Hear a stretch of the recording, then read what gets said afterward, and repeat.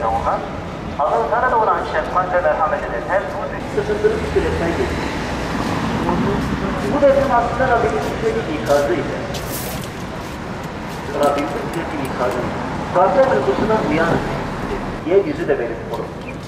Aklını başına al, gafletten uyan. İnsanın tamamıyla Allah'a yönelir ama kollara düştüğünde Allah'a unutmaz. İnsanların yanında. Müslüman her sonra Allah Resulü bana böyle söyledi. Ondan sonra insanlar Efendimiz sallallahu aleyhi ve sellem yaşamış olsaydı emin olun. Müsaade edelim. Sayın Bakan burada. Sözleri Müslümanların ortak fikridir. Ümmeti Muhammed'in evrensel havası ve ortak değerleri. Nerede? Konuşacağız. Ve video sonra da gündeme gelsin. Olur mu? Devam edin abi. Devam edin. Hızlı bir şey gelin. Bakalım hoş geldiniz. Şeref verdiniz. Peki Allah kolaylık versin. Yine gelenekler oldu mu siftah ettik? Evet, siftah ettik. Evet arkadaşlar, buradan geçiyoruz. Buyurunuz.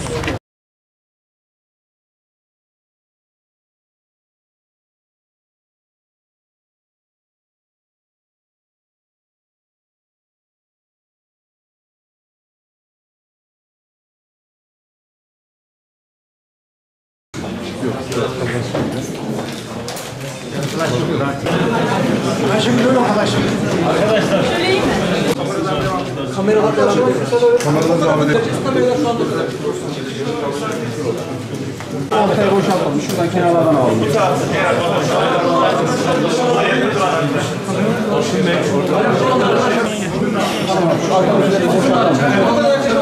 Arkadaşlar lütfen.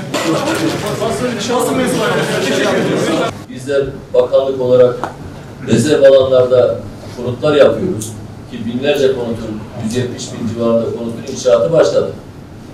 Ufak tefek teslim ettiklerimiz de var. Ama Sayın Cumhurbaşkanımızın da ifade ettiği gibi 311 bin konutluk rezerv alandaki planlamalarımız bitti. Büyük bir kısmının ihalesi yapıldı. Bunlar bir sene içerisinde ortaya çıkacak ve teslim edeceğiz. Şehirlerdeki hayatın canlanması, oradaki yerel hareketliliğin öne çıkarılması, özellikle şehir merkezlerinde yıkıntı olan yerlerde bir an önce eski canlılığın sağlanabilmesi amacıyla yeniden dönüşüm meselesini de gündeme getiriyoruz. Bunun dışında bir takım değişik formülleri de gündeme getireceğiz. Bugün burada Malatya'mızda bu konuları ilgili sektör temsilcisi arkadaşlarımızla tartışacağız. Bir neticeye bağlayacağız. Nihayetinde biz çalışmalarımızı yaptık. Bakanlar Kurulu'nda da kabinede Sayın Cumhurbaşkanımıza arz ettik. Bakan arkadaşlarımızın da hepsi bu konuda evet uygun formüller var dediler.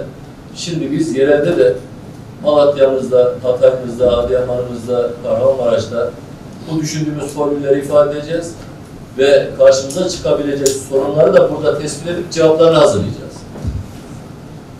Büyük ihtimalle de en geç bir hafta içerisinde yeni önerilerimizde mutlaka millete aktarmış olacağız. Rabbim böyle bir afet vermesin. Allah hepimizi korusun, bu milleti korusun diye dua ediyoruz. Ama biliyoruz ki tevekkül Müslümanın işidir, güzeldir, hoştur ama tedbir olmadan da tevekkül olmaz.